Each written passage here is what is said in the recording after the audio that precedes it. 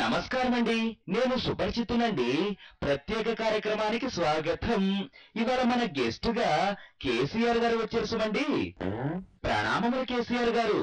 మీరు సీఎం గారు ఇద్దరు సై అంటే సై అంటున్నారు. దూకుడుగా దూసుకుపోతున్నారు సుమండి. ఏంద్రాబాయ్ సుపరిచితుడా? ఆ సీఎం అరాచకతో నాకు అర్థం కాదు. నా మీదే కేసులు పెట్టేంత ధైర్యం యానుండి వచ్చిందిరాబాయ్ నాకు తెలియదు. చూడండి కేసీఆర్ గారు, మీరెట్ట వేషాలు వేసేదానికి లేదు. విధ్వంసాలకు పాల్పడితే మిమ్మల్ని కాదు, మీ మార్గదర్శకుడు, మీ కథానాయకుడైన కోదండరామ్ను కూడా విడిచేదానికి లేదు. It is very clear. ఇగో సీఎం, తమాషాలు వద్ది. ఏం మాకు పౌర హక్కులు లేవా? ప్రజాస్వామ్య హక్కులు లేవా? ఈ అరచవేతలేంద్రాబాయ్ నాకు అర్థం కాదు. చూడండి కేసీఆర్ గారు, ఎప్పుడు పడితే అప్పుడు రైలు నడుకోవటం పౌర హక్కు కాదు. అట్టనే రోజులు తడబడి బడులు నడపకూడదు, బస్సులు నడపకూడదు అని ఆదేశాలు జారీ చేయటం పౌర హక్కు కిందకి రాదు. అట్టనే సంవత్సరాలు తరబడి బంధువులు చేస్తాం, సమ్మెలు చేస్తాం, జనాన్ని ఇబ్బంది పెడతామని మొండిగా వాదించే హక్కు పౌర హక్కు కాదు. పౌర హక్కులను కాలరాసే హక్కు పౌర హక్కు కిందకి రాదు. It is very clear. అరే, రాజ్యాంగం మొత్తం అవపోసపట్టినట్టు మాట్లాడటం ఈ పద్ధతి కాదు. పౌర హక్కుల చాప్టర్ చదివినాక నాతో మాట్లాడమని ఆదేశాలు జారీ చేస్తున్న సీఎం. సరే సరే, కానీ మీతో మాట్లాడటానికి తెలంగాణ విద్యార్థి లైవ్ లో వెయిట్ చేస్తున్నారు సుమండి. అన్నా కేసీఆర్ అన్నా, నేను ఇంటర్ స్టూడెంట్ ని ఇట్లా మాట్లాడుతానా? నెల రోజుల సంది కాలేజీ లేదు, చదువు లేదు. అసలే ఇవి హెవీ కాంపిటీషన్ రోజులు అన్నా. ఇంటర్ లో మార్కులు ఇట్లా తగ్గిపోతాయేమని భయం అవుతాంది. అవతల సీమాంధ్ర స్టూడెంట్లు చక్కగా చదువుకుంటుండ్రు. రేపు ఎంసెట్లతో పోటీ పడి ర్యాంకులకు ఎట్లా సంపాదించాలో అర్థం కావటం లేదన్నా. ఇగో స్టూడెంట్, సీమాంధ్రుల వాదం గిట్లా ఇని నువ్వు ఫికర్ గాకి మన తెలంగాణ స్టూడెంట్లకి బంపర్ ఆఫర్ గిట్లా ప్రకటిస్తున్నా. మీరు ఎంసెట్ అటెంప్ట్ చేస్తే జాలి, ర్యాంకులతో సంబంధం లేదు. తెలంగాణ వచ్చినాక మీ అందరికీ ఉచితంగా ఎంబీబీఎస్ చేసే అవకాశం కల్పిస్తున్నా. తెలంగాణలో వీధికో హాస్పిటల్ కట్టిస్తా.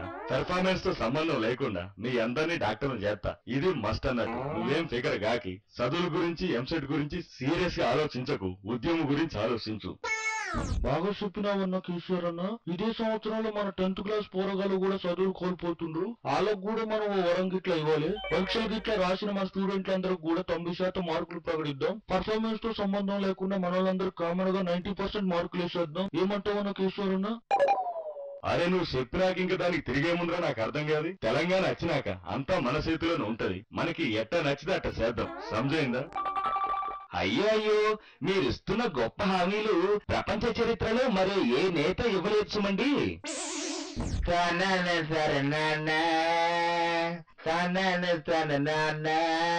సాగవే ఓగవే ఓ కోకిలా. నేను ఎందుకు తాగుతున్నా అంటే చెప్తాను. బతకడం కోసం తాగుతున్నాను.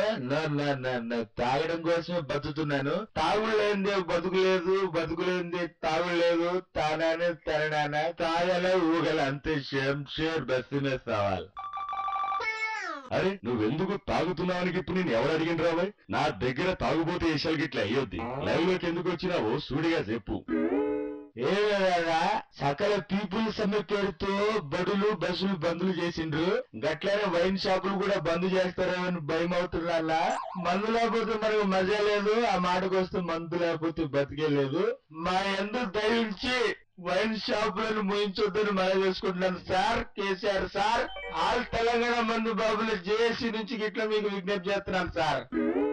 అరే మందు బాబు, వైన్ షాపులు గిట్లా మూయితే పరిస్థితి ఎట్లా తారుమారైద్దో మాకు గిట్లా తెలుసు. చదువుల్ని పదవులు అయినా వదులుకుంటారు గాని జనం మందులు మాత్రం వదులుకోరు. అందుకే నీకు చెప్తున్నా, సకల జనుల సమ్మెలో వైన్ షాపులు గిట్లా చేర్చేది లేదని హామీ ఇస్తున్నా.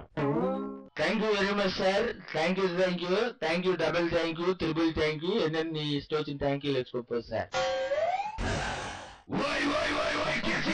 వైన్ షాపులను మినహాయింపిస్తున్న మీరు స్కూళ్లకు, కాలేజీలకు మాత్రం సమ్మె నుంచి ఎందుకు మినహాయింపులు? ఉన్నత వర్గాలకు చెందిన విద్యార్థులు గుంటూరు, విజయవాడలోను కార్పొరేట్ కాలేజీలోను హాయిగా చదువుకుంటున్నారు. కానీ పేద విద్యార్థులు చదువులేక లాస్ అయిపోతున్నారు. జనం తాగడానికి ఒప్పుకుంటారు, కానీ విద్యార్థులు చదువుకుంటామంటే మాత్రం ఒప్పుకోరా? ఇదా పద్ధతి? అరే అపరిచితుడా, సీమాంధ్ర వాయిస్ గిట్లా వినిపించకి. సీమాంధ్ర పాలనలో మా తెలంగాణ విద్యార్థులు సరైన చదువులు అందక, సదుపాయాలు లేక బాధపడుతుండ్రు. ఏళ్ల తరబడి సఫర్ అవుతున్నారు. ఓ నెల రోజులు బళ్ళు బంద్ అయితే ఇప్పుడు కొత్తగా జీవితాలు తలకిందులు గారి సీమాంధ్ర ఏడుపులు నా ముందు ఏడుద్ది. అయ్యో అయ్యో అయ్యో, నాకేం జరుగుతుందో నాకే తెలియటం లేదండి సుమండి.